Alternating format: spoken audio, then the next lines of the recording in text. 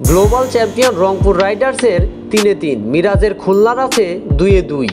বিপরীতে প্রত্যাশার কিঞ্চি পূরণ করতেও ব্যর্থ শাকিব খানের ঢাকা ক্যাপিটালস। মাঠের বাইরে সাজসজ্জা থাকলেও পারফরম্যান্সের দিক থেকে পুরোপুরি শূন্য। তাদের মতোই ব্যাকফুটে আছে তামিম রিয়াদরা। জমে উঠেছে 2025 বাংলাদেশ প্রিমিয়ার লিগ।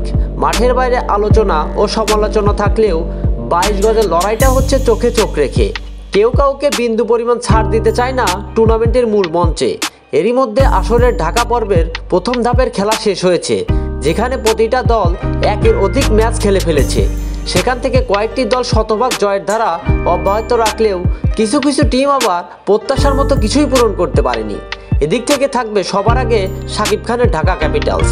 2025 বিপিএল নিয়ে ভক্তদের মাঝে উচ্ছ্বাসটা ছিল একটু বেশি, যেখানে আলোচনার কেন্দ্রবিন্দুতে ছিল রাজধানীবাসীর ঢাকা ক্যাপিটালস। কিন্তু অবাক করার ব্যাপার হলো, টুর্নামেন্টের শুরুতে বেশ জোরে সোরে আলোচনা হলেও মাঠের খেলায় তারা পুরোপুরি শূন্য। নিজেদের হোম গ্রাউন্ডে 3 ম্যাচে 3টাতে হেরে অবস্থান করছে পয়েন্ট টেবিলের 6 নম্বরে। আসরে নিজেদের প্রথম ম্যাচে রংপুর রাইডার্সের কাছে 40 রানের ব্যবধানে হারার পর রাজশাহী ও খুলনার বিপক্ষেও পরাজয়ের সাক্ষী হয়েছেন তারা। বিপিএল এবারের আসরের প্রথম পর্ব শেষ হয়েছে, যেখানে দুর্দান্ত ছিল রংপুর রাইডার্স। 3 ম্যাচ খেলে এখন পর্যন্ত আসরে অপরাজিত তারা। অন্যদিকে ঘরের মাঠে সুপার ফ্লপ ঢাকা ক্যাপিটালস। 3 ম্যাচের সবকটিতে হারায় নামের পাশে এখনও কোনো পয়েন্ট যোগ করতে পারেনি ক্যাপিটালসরা। এবারের আসরে ঢাকার প্রথম পর্বে মোট ম্যাচ হয়েছে 8টি, যেখানে সবচেয়ে বেশি ম্যাচ খেলেছে রংপুর, দুর্বার রাজশাহী ও ঢাকা। এই দুই দলই 3টি করে ম্যাচ খেলেছে। তাছাড়া 2টি করে ম্যাচ খেলেছেন খুলনা টাইগার্স, ফরচুন বরিশাল ও চিটাগাং কিংস। সবচেয়ে কম ম্যাচ খেলেছে সিলেট টাইগার্স, তারা মাত্র 1টি ম্যাচ খেলেছে এই পর্বে।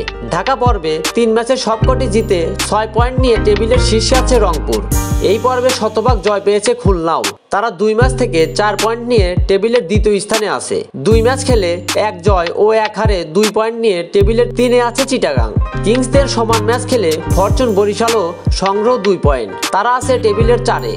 এবারের আসরে সবচেয়ে শক্তিশালী ও ব্যয়বহুল স্কোয়াড বানিয়েছে ফ্র্যাঞ্চাইজিটি।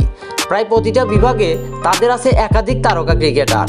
তাদের নিয়েই আসরের প্রথম ম্যাচে 198 রান চেস করে জিতলেও শেষ ম্যাচে রংপুরের বিপক্ষে বড় ব্যবধানে হেরেছে তারা। 3 ম্যাচ খেলে রাজশাহীর হার 2টি, 1 জয়ে 2 পয়েন্ট নিয়ে দুর্বারদের অবস্থান টেবিলের 5 নম্বরে।